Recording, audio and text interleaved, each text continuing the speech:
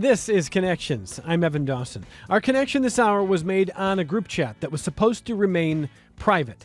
Politico received a trove of thousands of private messages shared by young Republican leaders. Their story has created a political firestorm. I'm going to quote now from Politico's story. Leaders of young Republican groups throughout the country worried what would happen if their Telegram chat ever got leaked, but they kept trying anyway. They referred to black people as monkeys and the watermelon people and mused about putting their political opponents in gas chambers. They talked about raping their enemies and driving them to suicide and lauded Republicans who they believed support slavery. William Hendricks, the Kansas Young Republicans vice chair, used variations of the N-word more than a dozen times in the chat. Bobby Walker, the vice chair of the New York State Young Republicans at the time, referred to rape as epic, end quote. Politico notes that State Senator Rob Ort of Lockport quickly condemned the racist and bigoted chats, saying that the people involved should resign. But Vice President J.D. Vance pushed back, saying that this is just pearl clutching about college kids being edgy in a private group chat. Vance pointed to the Attorney General's race in the state of Virginia, which includes Democratic candidate Jay Jones. Jones was revealed earlier this month to having sent private messages about killing Republicans and their children. Jones has apologized but remains in the race. The conservative writer Jonah Goldberg responded to the vice president's remarks by writing, quote, translation, because a politician for the other team said something indefensible, I shall refuse to criticize something else indefensible said by my team is exactly the kind of moral cowardice and sophistry I've come to expect from our vice president, end quote. And it should be noted the people in the Republican chat were not just college kids. One was a state senator in Vermont. Some work in state politics at pretty high levels. These are adults in good standing with their party, or at least they were. Politico follows up to report that at least two of the Republicans in the chat have now lost their jobs. Politico reports, quote, Peter Junta's time working with New York's Assemblymember Mike Riley has ended, the Republican lawmaker said. Junta served as chair of the New York State Young Republicans when the chat took place. And Joseph Maligno, who previously identified himself as the general counsel for that group, is no longer an employee of the New York State Unified Court System, a court spokesperson confirmed, end quote. Now, we reached out to a number of people in politics, in Republican politics, in young Republican leadership. Locally, we reached out to people who work at the state level. We worked out to current leaders and past leaders, the current chair of the party, the new chair of the party locally, operatives with a long history of experience. No one would agree to join us this hour to discuss it. Now, I do have a statement from Senator Ort's office. They provided it to WXXI this morning, which I think is the same statement they sent to Politico. I will read this now, just to be fair. This is a statement from State Senator Rob Ort. Quote, I was shocked and disgusted to learn about the racist, anti-Semitic, and misogynistic comments attributed to members of the New York State Young Republicans, including some made by a former member of the Senate minority staff. This behavior is indefensible and has no place in our party or anywhere in public life. While the far left often refuses to hold their own accountable for hateful and divisive rhetoric, Republicans must send a clear message that we expect better. Those responsible should step down immediately, and the New York State Young Republicans must undergo a complete change in leadership to begin restoring credibility and trust, end quote. Again, that's Republican Senator, State Senator Robert Ort.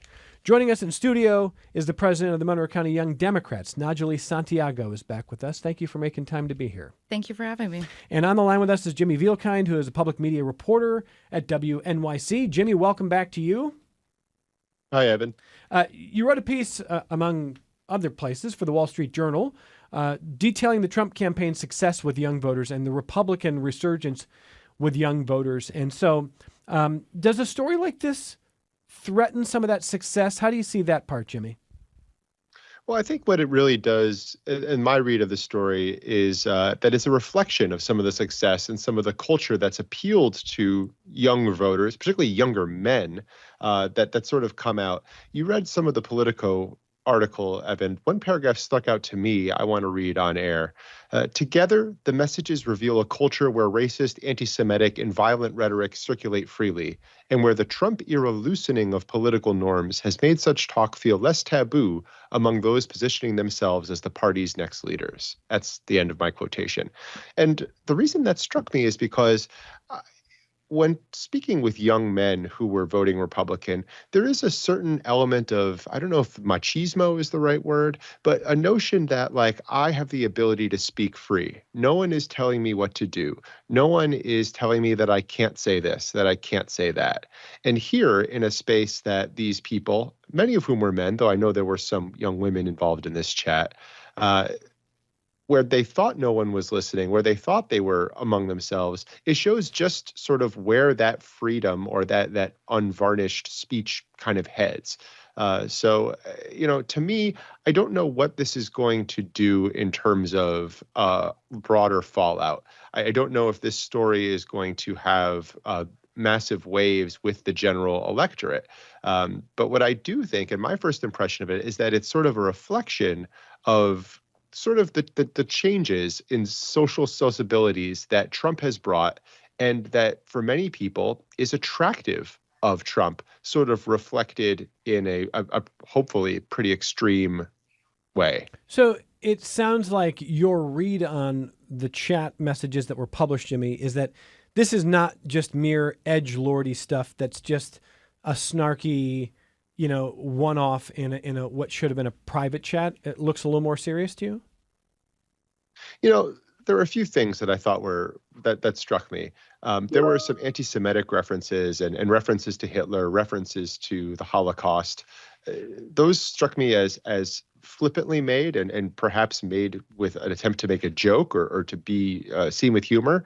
That's obviously very, very offensive. It's not the kind of joke that is really publicly acceptable and that we hear in kind of public forums. But the thing that I thought was, and that's one dimension of this chat. The other dimension that was striking to me was there was a lot of casual racism, casual misogyny, and in some cases, casual homophobic language. The racist language in particular, there's one person who at one point says that they would wonder if a black person flying an airplane was qualified by virtue of their race. That didn't seem like a joke. That seemed like a general expression, and I think it might reveal the attitudes of those people who made the comments and who sort of sat and, if not applauded, then just sort of liked along or nodded along. And so one other question for Jimmy. I want to get Najalis in here, but I'm grateful to have Jimmy's expertise on the line with us because he's covered, politics in this state for a long time. And Jimmy, my read real quickly in the last 24 hours is that there's a number of different reactions going on in Republican Party circles. It's not a monolith. You have people like the vice president basically saying that he believes that this is overblown by a left-leaning media and Democrats to try to make Republicans look bad, that it's not nearly as bad as the Jay Jones thing, that people are blowing it out of proportion. You have this sort of never Trump bulwark crowd that is disgusted by this, Jonah Goldberg among them. You have people like Senator Ort, who is unequivocal. I mean, Senator Ort, I wish he came on this program, but I appreciate him providing the statement to our program today. And he's unequivocal. He says he believes the far left often refuses to hold their own accountable for hateful and divisive rhetoric, but he says Republicans have to do that, have to send a clear message. New leadership, people should resign, that this is serious. So you have these differing, sort of camps. I don't know if it occurs to you that there's a majority viewpoint in Republican Party state politics about this yet on this issue, that it's either overblown or it is serious. I mean, how do you see it? I mean, I think the first caveat, Evan, is that it's very, very early. This happened yesterday. We are about 24 hours from the publication of these materials. What was striking to me was the swiftness with which the people involved in this either lost their jobs or some job prospects, and the clarity with which people like Senator Ort, other members of the party, said this is not acceptable speech. This is indefensible speech. So I think at least within New York and the locus of Republican politics in New York, this is clearly out of bounds. But then when you look at the vice president's comments and you look at other things that have happened over the course of President Trump's political career, things like his remarks on the NBC hot mic in 2016 that many people believed were absolutely disqualifying, were absolutely offensive. What we've seen on a large scale and on a lark is that these kinds of comments don't always have such a salient and immediate effect, even if they are considered to be offensive by many people, even if they do disparage women, racial minorities, people of a particular ethnic group. So I think that you've astutely pointed out the very broad spectrum of reaction here. But I do think that, as evidenced by some of the immediate reaction in New York, both rhetorical reaction as well as the many people losing their jobs, it does seem to be outside what is going to be acceptable or once be defined as acceptable in a state like New York, where Republicans know that they are in the numerical minority and that if they want to win power on a statewide level, they need to appeal to independents. They need to appeal to more moderate voters, many of whom would be turned off by this kind of rhetoric. This is, of course, not a deep red MAGA state. We're talking to Jimmy Vielkind, and we're talking to Najlee Santiago in studio. Jimmy's on the line with us. Najlee's in studio, the president of the Monroe County Young Democrats. What did you make of this story when you first saw it? It was disgusting to read. I am not shocked that they have these racist comments that they're throwing around, but to see the jokes that were made about rape and sexual assault, the way that they make light of gas chambers and Hitler and, references of what happened during the Holocaust was just baffling, especially from people like Peter Giunta, who was the president of the New York State Young Republicans. We come from a state, and our demographic that both of these organizations target is that 18 to 34, for us, for them it's a little bit older, who that demographic makes up 54% of rape victims. And then in New York, we've seen an uptick since 2018, a little bit after Trump entered the political arena, where we've seen an uptick in not only hate crimes, especially anti-Semitic crimes, but also the fact that those crimes are becoming more assaults and not just property damage. People aren't just spray painting things on buildings or things like that. They're actually hurting people. And this rhetoric is extremely dangerous, but it aligns with the platform that they had when they were running for national leadership on this Trump, pro-MAGA platform, because this is Trump's political speech, and he is a man who's been found liable for rape. So for him to become an elected official, to become the president of the United States for a second time, for them, that just shows them, hey, this is okay. And we cannot make that a norm. Let me just ask you, Najlee, about a principle that I try to keep in my mind on this program. When you do 500 hours of radio a year, you're often going to be talking about people's worst moments, worst days. I don't want to be judged on my worst day. I don't want to be judged on the worst thing that I have said. And I think people need to be given grace. There's a caveat. The question is, do you acknowledge that something that you've said or done has caused harm? Do you want to fix that? Do you want to change? Does that reveal something more about who you are and what you believe? And I'm not sure these chats fall into the category of, so for an example is when Josh Allen was drafted by the Bills, people dug up some of the tweets he made when he was in his teens. It wasn't even an adult yet. And I just feel like give people time to grow up a little, especially when, they may not have context to a lot of the world. I'm not saying it's okay to say certain things. I'm saying I'm not a big fan of I found something you tweeted in 2014 what can I do to get you fired? What can I do to get you out of society? I want to know what you think today. I want to know if you've grown. I want to show people grace. I don't know if this is in that category. This is a group of people who, contrary to the vice president's point, are not just college kids. They are adults. They're working in good standing. One was an elected official. And they are joking about the Holocaust. They're joking about gas chambers. They're talking about Hitler at a time when a historian, or a would-be historian named Daryl Cooper, is going on Tucker Carlson saying that the real villain of World War II was Churchill. There's a lot of, as Yair Rosenberg recently wrote, a lot of Hitler rehab happening in strange circles. So I don't know if this is like somebody had one bad moment and one loose comment. I don't know. No. These texts span over a 7-month period. So it's not like this was a one-off, they were blowing off steam. This is not boys will be boys. This is not shop talk. This is not locker room talk. 7 months where they made these jokes repeatedly. I think Politico put it at 251 times that racial epithets were put inside these messages. Yep. These aren't college kids. These aren't teenagers, just dipping their toes into this. These Looking are, for outrage. Yeah, no, this is adults. These are professionals, people that work in public service, where their duty is to serve the public, no matter the color, no matter the religion, no matter the race, no matter the sexual orientation. And this is the mindset that you have. That's a disgrace to public service.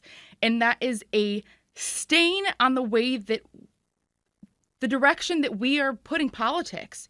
We are supposed to be guiding the next generation of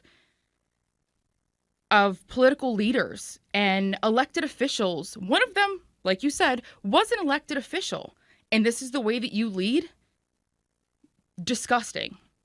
How do you expect the public and your constituents to trust you when you behave this way behind closed doors? Like they always say, everything done in the dark will come to light. Well, so let me ask you, what do you make of Senator Ort's statement? I know this one hits close to home for him as one, the Political article said that one of them was a staffer for him back in the day. This should be condemned. I'm glad he did that.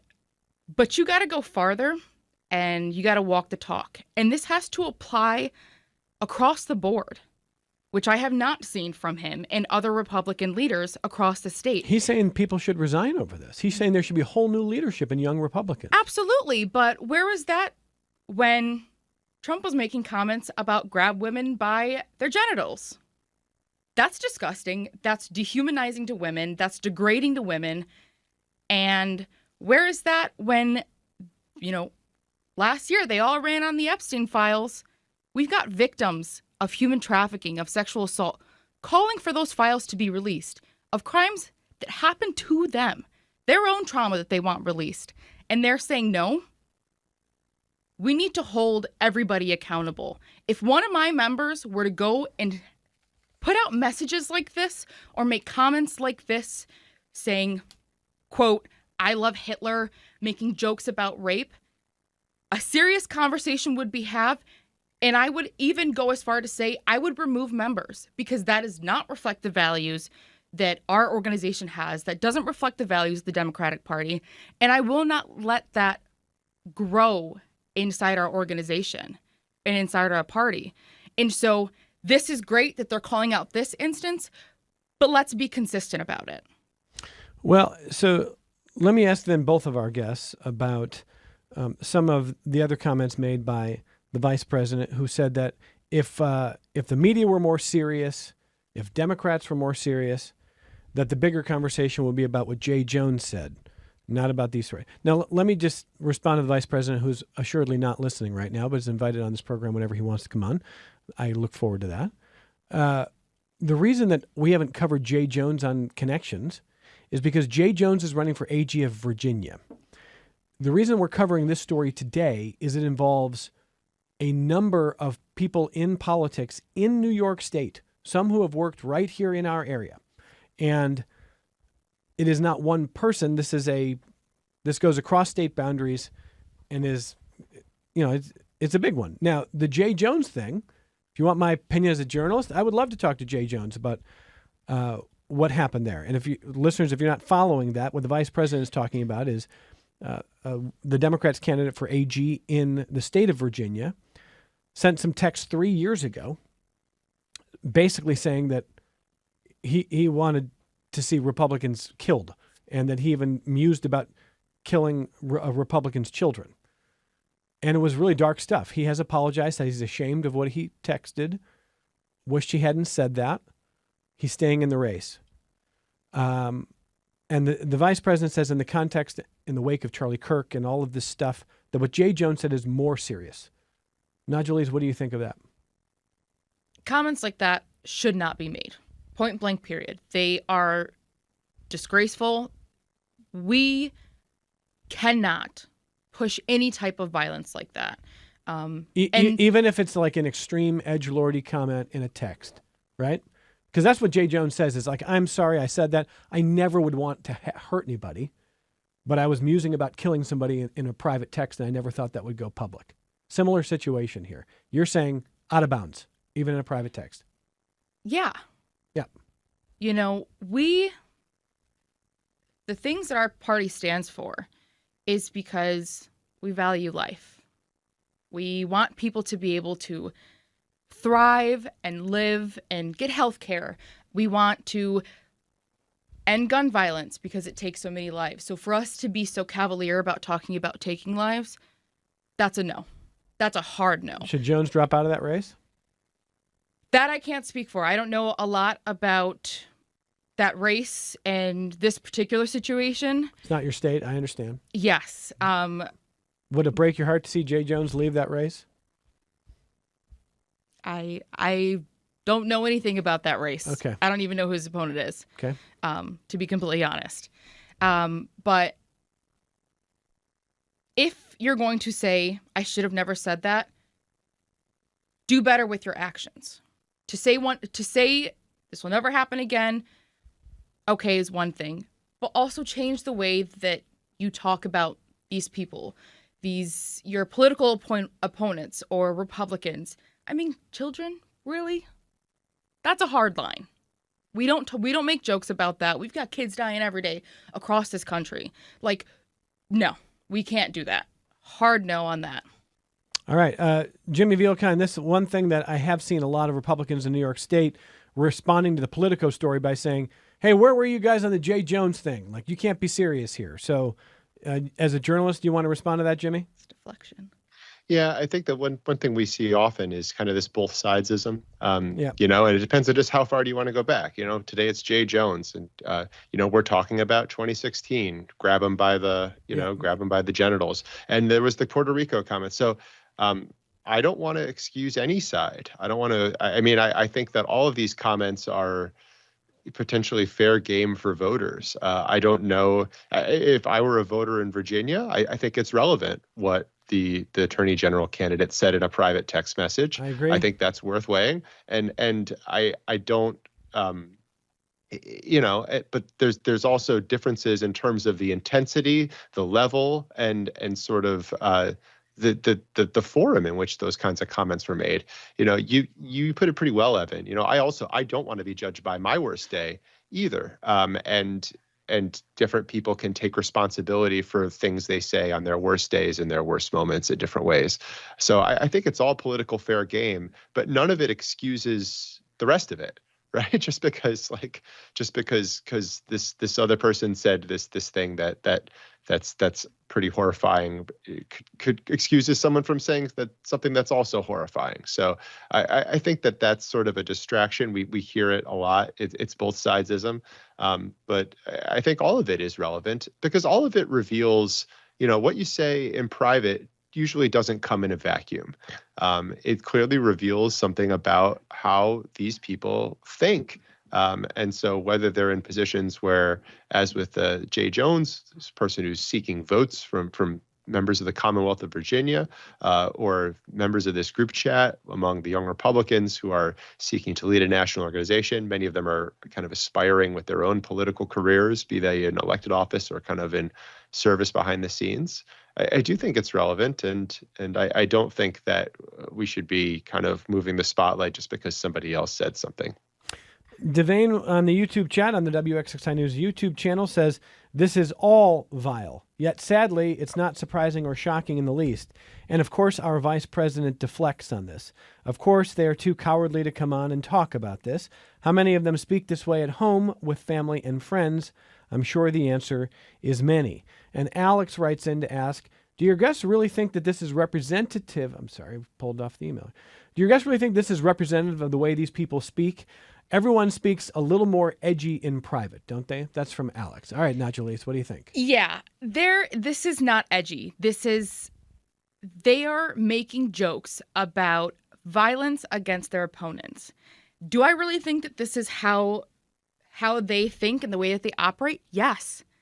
Because what this group chat tells me, and the actions of the members in this group chat, they believe that they're above consequences. They thought that this would never come to light, but what has come to light is that Peter Junta hasn't filed financial disclosures with the Board of Elections, that they are failing to pay debts, and they weren't concerned about consequences for that. $14,000 is their outstanding bill from 2024 that still hasn't been paid. They believe that they're above consequences, and at their convention, it was a pretty close race, which says that this is okay. Some more of the young Republicans believe in this and support this. That's concerning. That's extremely concerning. They were hell-bent on receiving an endorsement from the White House. Did they think that the White House would endorse this? They probably did. And that's why they were so pro-Trump, so pro-MAGA. Like I said, these weren't just made one-off comments. This spans over 7 months. 7 months where they've been campaigning around the country, where all of those town halls and meetings they held may not have been recorded, may not be publicized. But do I believe that they spewed some of this in that? Absolutely. I mean, I've seen the way that some of these members have come at their local young Dems, saying that we are doing this or doing that. If we bring drag queens into our events, we're grooming and we're promoting this and we're promoting that. And not just, we're creating a safe space for different communities, which clearly this tells me that they are not a safe space for women. They are not a safe space for people of color. They're not a safe space for the LGBTQ community. And I do believe that because they support candidates who also don't create safe spaces for those communities as well. So yeah, this isn't a one-off. This isn't just shop talk. This is how they believe, how they operate. One other question for Najalees, and then what we're going to do is we're going to take our only break of the hour. I've got a couple questions that I think Jimmy will be able to answer a little bit better than I can. But when it comes to the clearing out of leadership, as Senator Rob Ortt, a Republican from Lockport, told us in a statement this morning, he said he really thinks that New York State young Republicans have to undergo, in his words, a complete change in leadership to begin restoring credibility and trust. Najalees, what you are suggesting is that you think that this is representative of a widespread culture in young Republican politics, and therefore it would not be easy to find new leadership that would disavow this stuff or wouldn't behave in this way. Or is that too broad a statement? I mean, do you think that young Republicans, to counter some of the work you're doing, can find leadership that isn't on this sort of track? I think they can. I make it a point not to operate in a silo. And in interactions and conversations with younger Republicans, not everybody believes in this type of hate and perpetuating it. But there are some that do, and there are some that don't believe that that's a deal breaker, which is extremely concerning. I think that they can find more moderate Republicans to do that, but can those moderate Republicans change the direction of this young Republican organization? That's a much harder question, especially given that their party leadership on a national level condemns anybody that doesn't agree with them. And they go after and villainize their opponents, even within their own.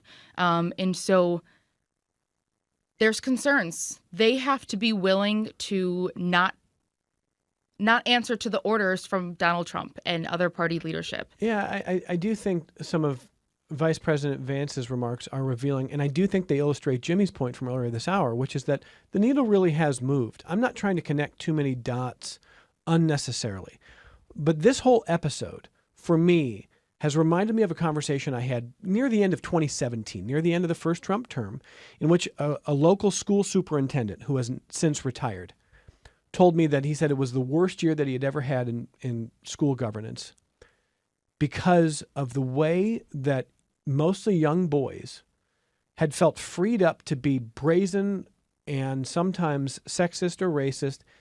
Some of the signs they had posted in lockers, some of the things they had said in class. He said it was a really hard year. And he connected it to national politics. Again, I'm speaking out of school because that was a private conversation with someone who's since retired. But I haven't forgotten that. And, a decade later, roughly 8 years later, I do wonder if some of what we're seeing in these chats is indicative of a culture that is now feeling a little emboldened, feeling a little, hey, the old rules don't apply. It's a new way of doing business. It's a new leadership, and I can let this fly a little bit. Oh, absolutely. I'm not trying to connect too much here, but I do wonder. I mean, I absolutely believe that it is connected, and it has changed the way that we interact with each other and the way that we speak about each other, even on different sides of the aisle. I mean, you brought up the story with the superintendent. I watched Trump's first inauguration. I was a freshman in high school, and it was very different. My experiences were very different just as a student. Getting racial slurs thrown at me more often, the way that guys would harass, me and other female students, it was happening more often. And it's sad that there's not been a course correction, and we need to do better. That's why these young organizations exist, like Young Democrats and MCYD here locally, is that we want better than what we've experienced, right? That's everybody's goal. Give your kids a better life than you had. And for us, we're trying to bring the temperature down in politics a little bit more and move us towards progress. That's why we are a more progressive organization. That's why you find that most of the Young Democrats organizations tend to be a little more progressive than the national. But again, we're the Big Ten. And so that's not universal. And the way that we operate here in New York is different than the way that they operate in Kansas and all the other states. We just had the Young Democrats of America convention earlier this year in Philadelphia, and that was very evident. There are things that we can say we unequivocally agree with. Making sure people have health care, making sure that we decrease school shootings and mass shootings. But the way in which those get rolled out looks a little different everywhere. And so our job is to continue to bring down the temperature and move us forward so that we don't leave the next generation to continue to clean up these same issues. Well, I want to say, in the spirit of some of the conversations we've had recently, I appreciate Najee Santiago saying that you do think that the leadership of the Young Republicans in New York State or elsewhere can find people who don't espouse the kind of stuff we see in the chats, that you think it's possible. Judy emails the program to say, Evan, I can't believe that people don't remember that once on the internet, it stays there pretty much forever. And she says, Republicans are a disgusting bunch of people. I would just say, Judy, I understand the sentiment that what you are seeing in this Politico story is disgusting. I am disgusted by it. But I promise you've got Republican neighbors, and some probably help you rake the leaves, and they may not be the people that you're envisioning in just this online caricature. And hopefully not everybody, and I know not everybody, believes these chats are representative of all people in a party. I think a fair question is to ask, is the culture moving in that direction or moving away from it? That's part of what we're talking about. And what happens if it's moving in that direction, if that is gaining political currency? So when we come back, we'll take some more of your comments, questions via email, connections@wxxi.org. You can call the program toll free if you like. It's 844-295-TALK. It's 844-295-8255. 263-WXXI. Call from Rochester, 263-9994. If you're watching on the WXXI News YouTube, you can join the chat there. We've got Najalee Santiago in studio with us, president of the Monroe County Young Democrats. Jimmy Vielkind is a public media reporter at WNYC, also along with us this hour. We're coming right back. Support for your public radio station comes from our members and from Bond, Schoeneck & King, a multi-practice law firm in Rochester with offices across New York State, serving business, healthcare, and educational institutions. Online at bsk.com. Support for your public radio station comes from our members and from Mary Cariola Center, proud supporter of Connections with Evan Dawson, believing an informed and engaged community is a connected one. marycariola.org. This is Connections. I'm Evan Dawson. A couple of questions from listeners. First, we've got a question on data, a question on whether young people that might be represented on this kind of chat actually vote. I want to say it again. We're talking about this Politico bombshell story that detailed thousands of messages and hundreds of references to racism, bigotry, sexism, celebration of violence in a Telegram young Republican group chat. But when you hear young Republican, you might be thinking like high school Republicans or a bunch of teenagers, or the vice president says just a bunch of college kids, a bunch of knuckleheads.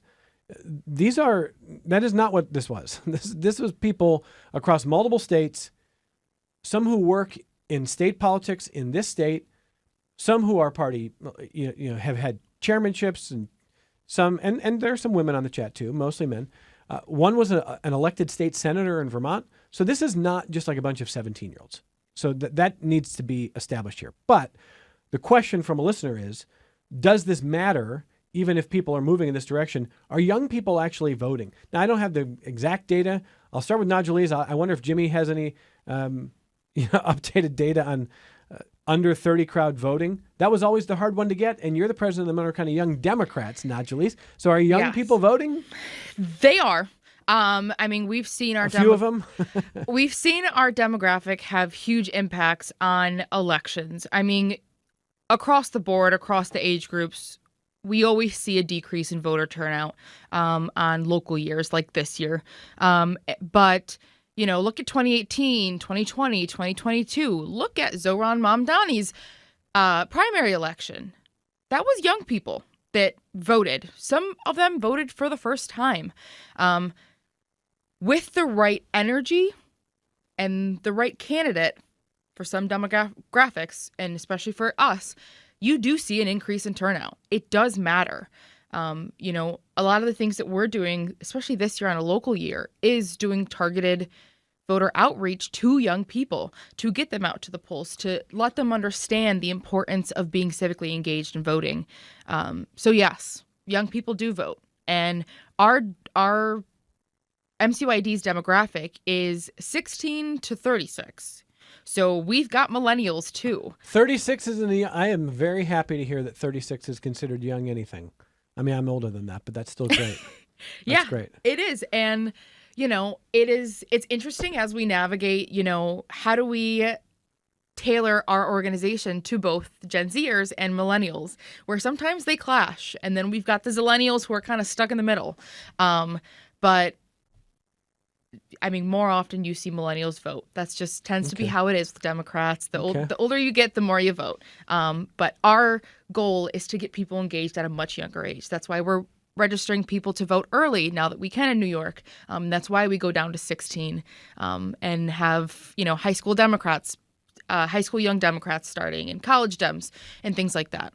She didn't mention Gen X. We're always left out. I know 46 is not young. I get it. Jimmy Vielkind, listener wants to know, are young people, especially under 30, voting these days? Well, hi, Team Millennial here checking in between you and Najalee.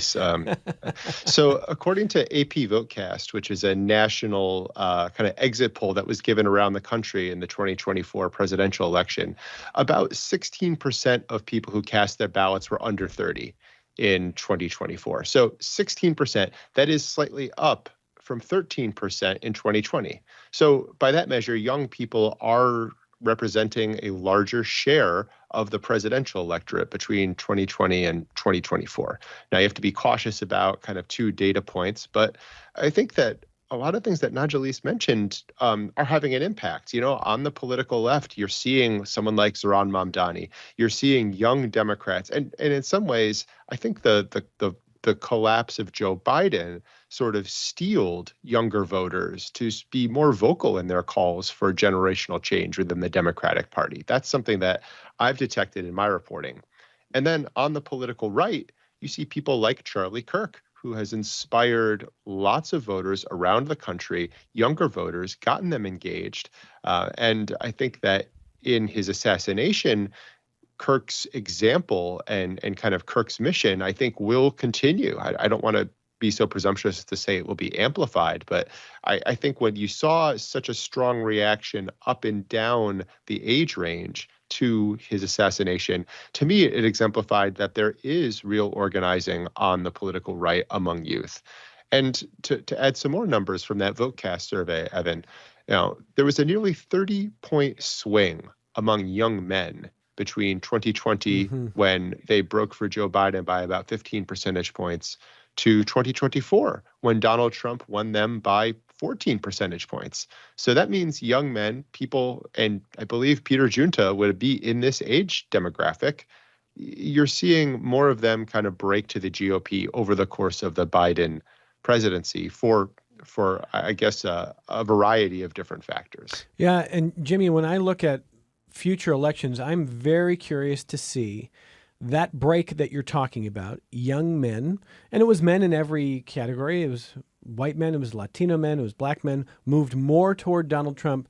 The last decade's been pretty profound in that way. I'm very curious to see if that is a sort of, if Donald Trump is sui generis there, if this is a Donald Trump thing, or if this is a party-affiliated thing, if this becomes a case where you'll vote in the presidential election, but young people still don't vote in local elections or primaries, or if that solidifies even more. And I certainly don't know the answer yet. I suspect in the next, year or so, we'll get a lot better data on that, won't we, Jimmy? Do we have? Yeah, we'll have to see. We'll have to see exactly what data come out. I mean, just generally in local elections, you do have a harder time. I think the New York City mayoral election will be interesting. What we've seen is new registered voters, people who were inspired by Zohran Mamdani's campaign, and a campaign that actively courted and registered new voters, and that had a significant effect in his, pretty easy breezy win over the former governor of the state of New York, someone who should have been a very formidable opponent, but was just basically lapped by youth and energy. So I'm be curious to see what the results are in New York City. What are the results in the New Jersey and Virginia governor's races, which are the two gubernatorial races in 2025, the first year of the cycle, particularly New Jersey, pretty similar in demographics to New York, except they unfortunately have a higher concentration of Philadelphia Eagles fans, I think, than anywhere in the Empire State. But otherwise, it's a Northeast state. It's a state that has lots of urban cores, suburban areas, very, very similar to New York. So if we see an enduring pattern among younger voters in the race between Mikey Sherrill and Jack Ciattarelli, I think that will be instructive for the races coming up in New York, including what is gearing up to be a pretty interesting gubernatorial campaign, as well as campaigns for the House of Representatives in New York that I know will be extremely hard fought and extremely important. Let me read a few comments that have come in from a somewhat regular guest, Executive Director of the Monroe County Democratic Committee, Najalis' colleague in politics, Avi Pressburg, who says, number one, he said, these are not just random people. They are leaders of the Republican Party. He's talking about the people in the chat published by Politico. He says they are the future of the party. This is the direction they are openly choosing to go in. It's time for young people to take a look in the mirror and decide what kind of future we want. Who do we want representing us and controlling the levers of government power? But this is also a call for older people to think seriously about their legacy and what they will be leaving behind. Will the world be better for their kids, their grandkids, and their great-grandkids? That's from Avi Pressburg with the Monroe County Democratic Committee. I think probably speaking for himself, but maybe we'll have Avi on soon. But Najalis, to the point about where this has swung toward the political right and specifically President Trump with young men here. We've talked about this in the past here, but do you have any reason to think that your party can stop that momentum in 2026 or 2028? Yes. I mean, we've seen in some of the races, even just this year, that there is new energy coming in. There is a different way that we are approaching these problems. I mean, not just that, but when you look at what's happening, especially on the federal level, I think that people are having visceral reactions to the actions of this administration. You know, some people said it was their view on the economy, or it was their view on law and order. But what we've seen out of this administration is that it wasn't about law and order. Otherwise, they would be giving people due process. They wouldn't have these no-named masked agents kidnapping people off of our streets. I've also seen that there is an increase in the attendance at various rallies. So this weekend is the No Kings rally, and there's not just women there.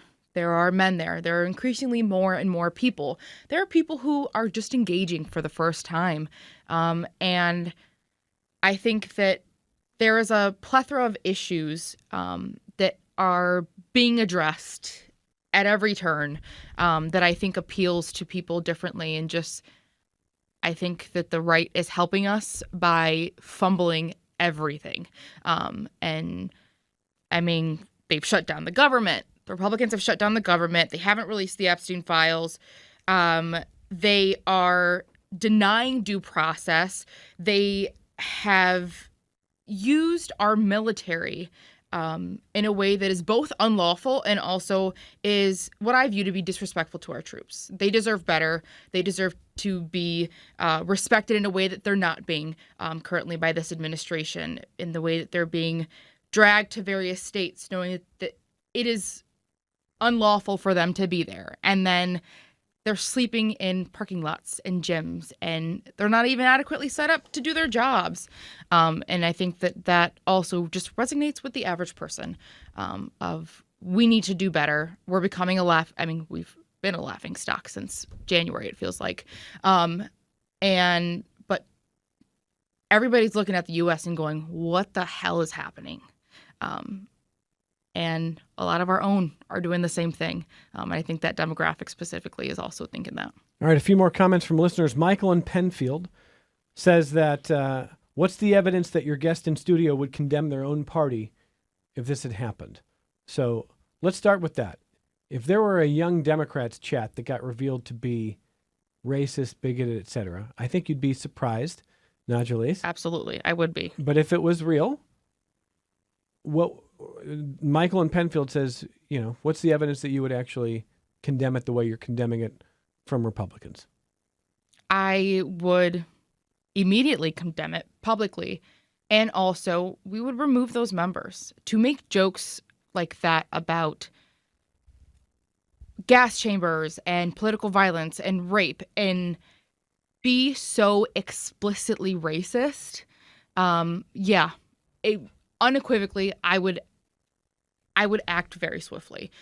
In my experience, since high school, have been very involved in the anti-racism movement. We started an organization at Penfield High School whose direct goal and mission was to create safe spaces for students to address various racial issues in a predominantly white institution in Penfield. And we were able to have those discourses in there. And so I am willing to put my money where my mouth is, because I'm not just going to say it. I'm going to do it. I will walk the talk. I mean, it's happened it's happened in the past. I mean, look at the way that the Democratic Party reacted to Cuomo when all the allegations came out. They were swift in asking for his resignation. And I know that the party was divided, but our elected leaders, including those here locally, were very, very vocal about the fact that this behavior is not acceptable and you need to step down. We will eat our own. We're not afraid of that. We're not afraid of accountability. That's interesting. I Go was ahead, going to Jimmy. bring Yep, that up, yep. Najali. Yeah, I was going to bring that up if you didn't, Najali. But yes, you're right. County Executive Bello was a very clear and unequivocal voice. But I do wonder if there is some kind of a shift among Democrats who were very quick, particularly with issues of, sexual harassment, sexual misconduct. We look at Al Franken. There does seem to be some kind of a backlash. If you look at Andrew Cuomo, he ran and he was not successful in the Democratic primary, but many of the people who condemned him in 2021 were silent, and some of them even stood with him in 2025. So I'm very curious to see, if that line and if that hard line is starting to shift, and on which issues it would exist, whether they are issues of race, whether they're issues of sexual orientation and gender expression, whether they're issues of kind of gender interactions, and be it sexual misconduct or rhetoric that is offensive, that's sort of gender-based rhetoric. Well, as we wrap here, Andrew wrote in to ask, how come you didn't have a Republican on your show? I just want you to know, Andrew, we really tried on this one here. That invitation went out to a lot of people who have worked with young Republicans in the Republican Party. And that wasn't to say that every Republican is not coming on the program because they endorsed that chat or whatever, but they didn't want to touch it by coming on the program. That was their choice.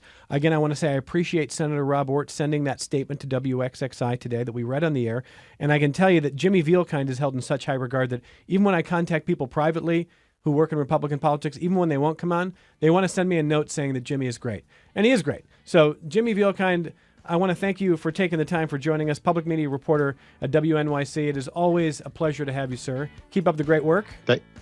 Thanks, Evan. Always a pleasure to be with you. And I want to thank Najali Santiago, president of the Monroe County Young Democrats, for joining us in studio. And I know we'll have a lot more to talk about in politics soon. Thank you for being with us. Absolutely. From all of us at Connections, thank you for being part of the program wherever you are finding us, whether it's on YouTube or on your terrestrial radio. That's still a thing. Maybe you're finding us online. Maybe you're listening to the pod, wherever you are. Thanks for being in the world of public media, and we're back with you tomorrow on member-supported public media.